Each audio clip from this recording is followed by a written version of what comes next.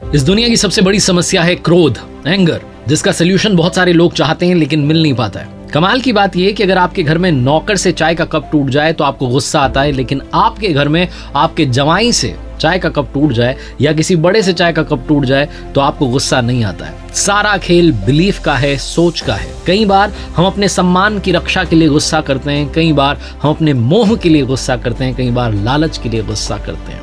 क्रोध एक ऐसी बीमारी है जिसमें सबसे पहले नुकसान होता है तो सिर्फ आपका होता है। क्रोध इस तरीके से है कि अगर आपके घर में सूखी घास भरी हो और आप उसी घर में माचिस की तीली लगाएं, सबसे पहले आपका घर जलेगा, उसके बाद पड़ोसी का घर जलेगा। ये जो एंगर है, इसको कैसे मैनेज किया जा सकता है, किस तरीके से इसको सही इस्तेमाल करके लाइफ में आगे बढ़ा जा सकता है, क्योंकि ये रहने तो वाला है। आइए इसी के बारे में बात करते हैं। मेरा नाम है आरजे कार्तिक, आप देख रहे हैं लर्निंग सीरीज सीखोगे नहीं तो जीतोगे कैसे। ये ठीक वैसा ही है जैसे आसमान से बिजली कड़कती है।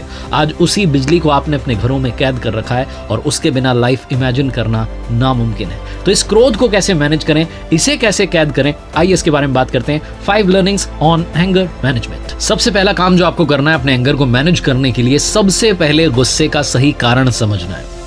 गुस्सा जो है दूध में आने वाले उबाल की तरह, अगर आपने सही समय पर गैस बंद कर दी तो दूध बचा रहता है, अगर नहीं की तो सारा का सारा दूध गायब हो जाता है। ठीक ऐसे ही आपको अपने गुस्से को संभालना है। सबसे पहले पता लगाना है कि गुस्सा आ क्यों रहा है, वो कौन से लोग हैं, कौन सी घटनाएं हैं जो आपके गुस्से को बार बार ट्रिगर करती है, आपको बार बार फ्रस्ट्रेट करती है और आप बार बार गुस्सा करते हैं। अगली बार जब आपको एक कारण मालूम चल जाएगा, सेंट लुइस यूनिवर्सिटी के असिस्टेंट प्रोफेसर हैं रॉबर्ट निकोलसन, वो कहते हैं कि अगर आपको गुस्से का सही कारण मालूम चल जाएगा तो अगली बार आपके पास में ज्यादा समय होगा रिएक्ट करने का। आपको मालूम होगा कि इस सिचुएशन में मुझे गुस्सा आ सकता है, आप पहले ही मेंटली प्रिपेयर्ड होंगे और शायद आपके गुस्से की इंटेंसिटी जितनी होती है उतनी इस बार ना हो। एक बहुत पुरानी कहावत है कि जिसने आंकना बंद कर दिया उसने बढ़ना बंद कर दिया। लाइफ में अगर आप एनालिसिस बंद कर देंगे तो ग्रोथ के चांसेस बिल्कुल खत्म हो जाएंगे। जहां आप हैं वहीं पर रुके रहेंगे, वैसी लाइफ चलती रहेगी।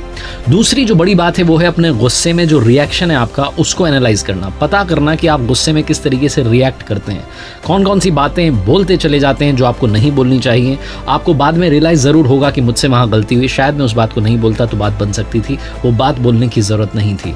अगर आप अपने बिजनेस में ग्रोथ चाहते हैं, करियर में ग्रोथ चाहते हैं या पर्सनैलिटी में ग्रोथ चाहते हैं, दोनों ही सिचुएशन में सबसे इंपॉर्टेंट फैक्टर है एनालिसिस। आपको एनालाइज करना है, विश्लेषण करना है कि आपका रिएक्शन उस पर्टिकुलर सिचुएशन में क्या होता है, ताकि अगली बार जब आपको गुस्सा आए तो आपको मालूम हो कि कौन से काम आपको नहीं करने हैं, कौन सी बातें आपको नहीं बोलनी है, ताकि आपका अपनों के साथ में रिलेशन बना रहे, आपका अपनों के साथ में रिश्ता मजबूत रहे और आप अपने गुस्से को सही मात्रा में लोगों तक पहुंचा पाएं, उन्हें बता पाएं कि आप नाराज हैं लेकिन उन शब्दों के साथ नहीं जो उनको हर्ट कर सकते हैं। ये बात मैंने पहले भी कही और आज फिर से दोहरा रहा हूं कि लाइफ में अगर आप अपनी जिंदगी को वाकई आसान करना चाहते हैं तो अपने दिमाग पर कंट्रोल करना शुरू कीजिए, इससे पहले कि ये आपको कंट्रोल करना शुरू कर दे। तीसरा काम जो आपको करना है, कभी भी गुस्से में आपा ना खोएं। कई बार जब हमें गुस्सा आता है तो हमें लगता है कि आज आर पार हो जाए, आज तो मैं देख लूंगा, बात ही खत्म कर दूंगा, बहुत कुछ हमें लग रहा होता है। लेकिन बाद में जब गुस्सा शांत हो जाता है तो हम खुद से रियलाइज कर रहे होते हैं कि शायद आपा खोने की जरूरत नहीं थी। अगर मैं बात करूं साउथ कैलिफोर्निया की साइकोथेरेपिस्ट टीना टेस्निना की, जिन्होंने एक बुक लिखी है it ends with you, grow up and out of dysfunction, उसमें वो कहती हैं कि खुद को शांत करने और गुस्से पर कंट्रोल पाने के लिए उस पर्टिकुलर सीन के बारे में, जो घटना घटी उसके बारे में थोड़ा सोचिए, बार बार सोचिए।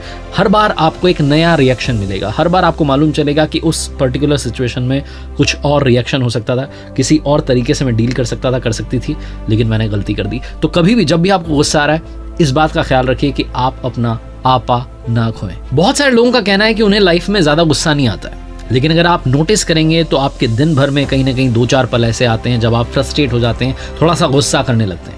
कई बार जब आपकी गाड़ी ट्रैफिक सिग्नल पर अटकी होती है, ट्रैफिक जाम में आप अटके होते हैं, तब भी आपका गुस्सा बढ़ता चला जाता है। ऐसी सिचुएशन में रेडियो पर एक प्यारा सा गाना सुनना शुरू कीजिए, अपनी पसंद का कोई गाना सुनिए, आपको बहुत अच्छा लगेगा।